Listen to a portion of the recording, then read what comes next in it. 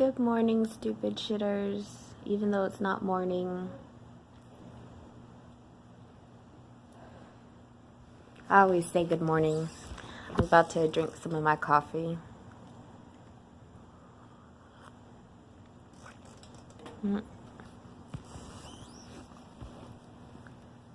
My hair has some product in it, so it's looks kind of weird right now.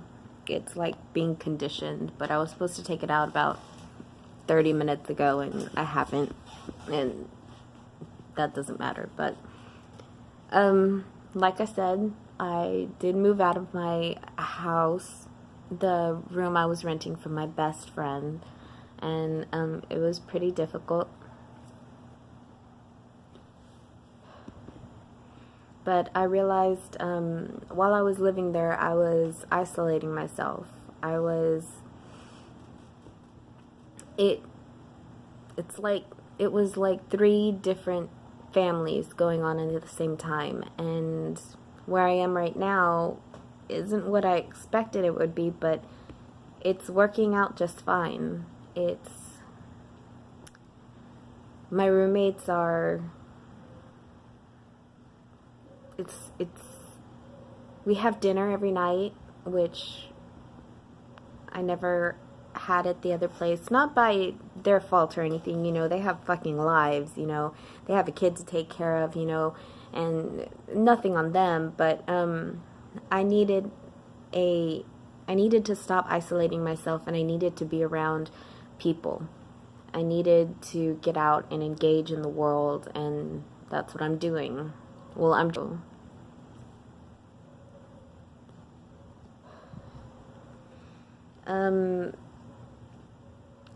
started my PHP classes, which is partial hospitalization program. I've been doing it for maybe about 2.5 weeks, I believe. I was only supposed to be doing it for 2 weeks, but apparently I need more partial hospitalization.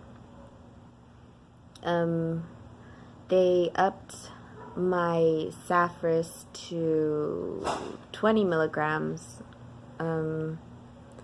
Other than that, my Effexor is the same, even though I do seem a bit more depressed to myself. I probably should have told my doctor that, but it didn't hit me until like right now.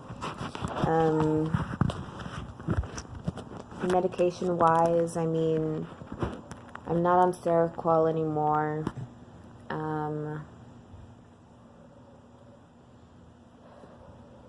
I'm still taking the Klonopin, and I'm still taking the Boost Bar, but the Klonopin, like I said, it's supposed to be very addictive. I don't find any type of addiction towards it, but apparently the withdrawals will be extreme, and that's what I'm kind of scared of.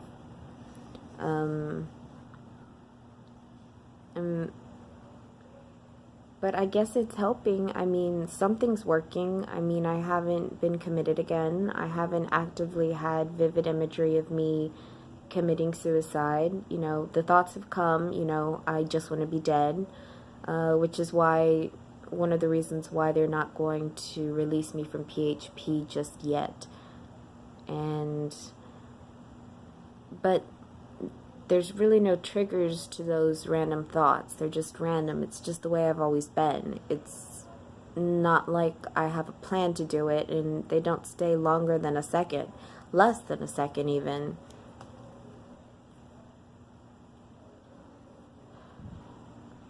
And I don't think you can take that away with medication and therapy. You can get better, and I have been getting better. I've been learning how to properly cope and engage with other people about my problems, which I hadn't been doing before. I hadn't been talking about triggers and things that I don't like and things that I do like and things that I have to learn to deal with, and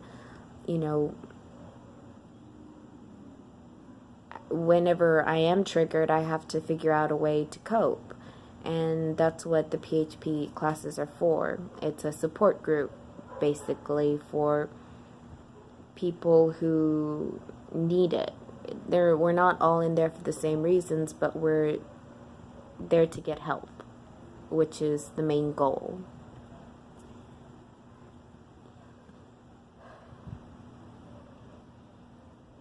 Other than that, I really have nothing else to update, just that the classes are working.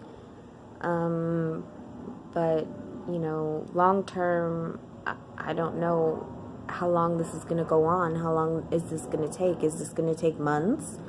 I know I'm going to have to be in therapy all my life, but when are they going to release me to my therapist so that I can start living the life that I want to live, which is go to work in the morning, come home at night, and start living a regular lifestyle.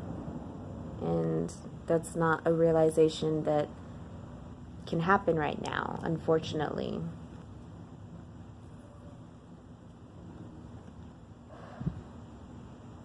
I'm strapped for cash.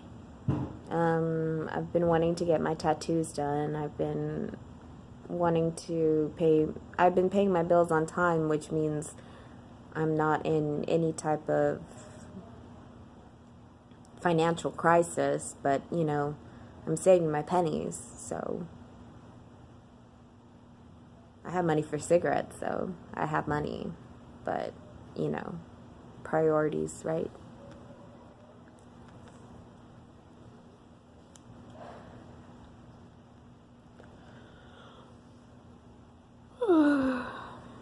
I don't know, I'm just tired today. I had an episode earlier today. I don't know what to call it. I was about to be on the verge of tears. I was triggered by someone talking about losing loved ones and how they're dealing with it, and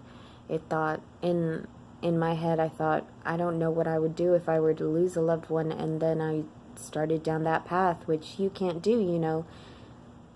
You can't think about the what ifs or what could happen or what might happen. You have to live in the now. You can prepare for the future, but you're never going to know what it's going to be like until it happens to you, and it is going to happen eventually. But I'm not at the point in my life where I can say that it's not going to be me. I'm still not ready to say that I'm not going to commit suicide, because the only things that are stopping me are my family, and I need to come to a point where I want to live because I want to live, not because of other people. And that's an important part of therapy. I have to want to live because I want to live.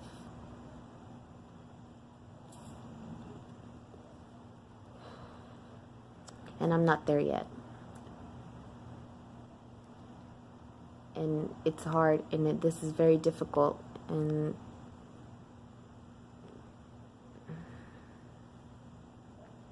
starting basically a new family with my roommates is new, but it's helping in ways I didn't think were possible.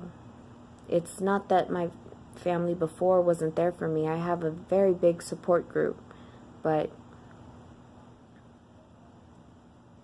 talking to them wasn't helping,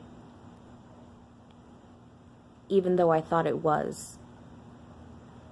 After going to group and therapy and engaging in the support groups, that is when I actually realized, it wasn't doing what I thought it was doing.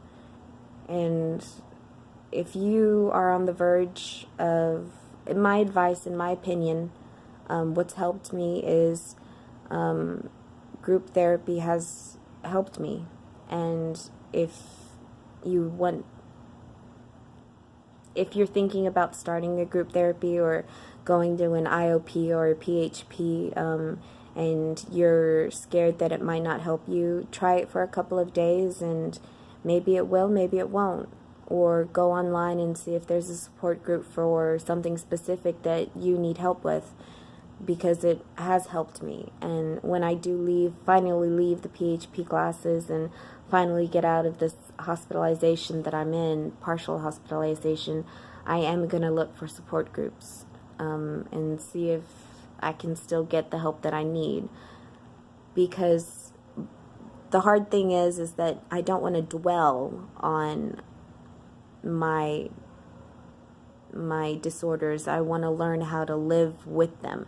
And sometimes you can get into a support group that's really just saying, I've done this and this, and this is the life I've led, and then you just dwell in the past. And I haven't had that experience, and I hopefully never will. I'm not going to cut this video down either, so you're going to get all of the little sighs and breaks of the cigarette smoke. I'm not in the mood for editing anything at the moment. Fuck. I just dropped the ashtray, but I'm not willing to get up and get it. I want to start singing songs again. Oh, excuse me. And journaling has really helped me. Excuse me, dear Lord. Definitely not editing this out. But I'm at 11:20, and that's really my update for right now. I had to change my lifestyle, and I have, and for better, for worse, it's something that I'm committed to for a year, because I'm renting this place out for a year.